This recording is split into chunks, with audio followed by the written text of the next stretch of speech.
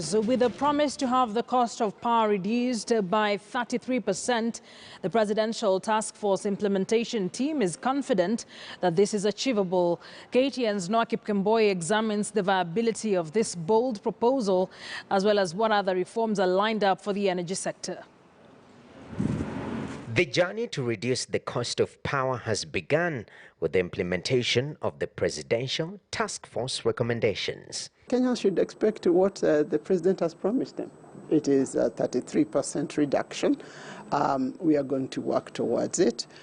We have plans in place and we have begun to look at them. A number of areas, pathways, reduction of leakages, optimization of provision of power.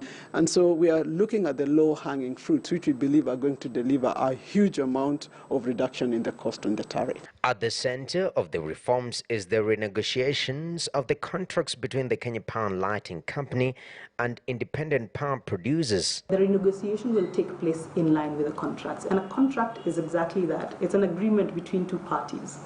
And the two parties must come together. First, to review what were the initial terms of these agreements. And secondly, what can we then moderate in these agreements that will lead us to the decision of a lowering of a tariff, of a variation in currency, of a variation in the terms that have been prescribed in the contracts, because it's a mutual agreement that is between parties. I don't know how many of you have seen any PPA. One of the things will be just to be frank and transparent. Why shouldn't we know the elements of a PPA? Why? Why shouldn't it be public knowledge? Why?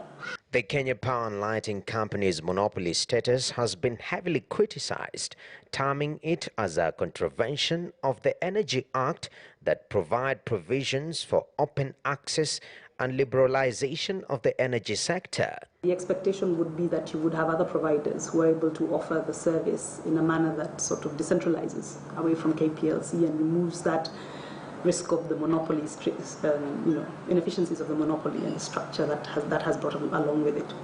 But you do realize that if you do also go in that direction, you would have an impact on projections that PPAs have captured that KPLC has to rely upon for its own continued sustenance. And so in that consideration, you must balance the two interests. So that if you then push towards an immediate discussion on liberalization, then you'd have to think about what is the impact for current PPAs that have been signed and markets, segments that it is expected to utilize for purposes of supporting these contracts that it has entered into. So whereas you may open it up on one side, you'll still have to then face the burden of how do you then sustain KPLC. The task force recommendations intends to transform KPLC into a commercial entity by introducing performance targets in many areas, including massive pending connectivity currently in Kenya. Noah Kipkemboi, KTN News.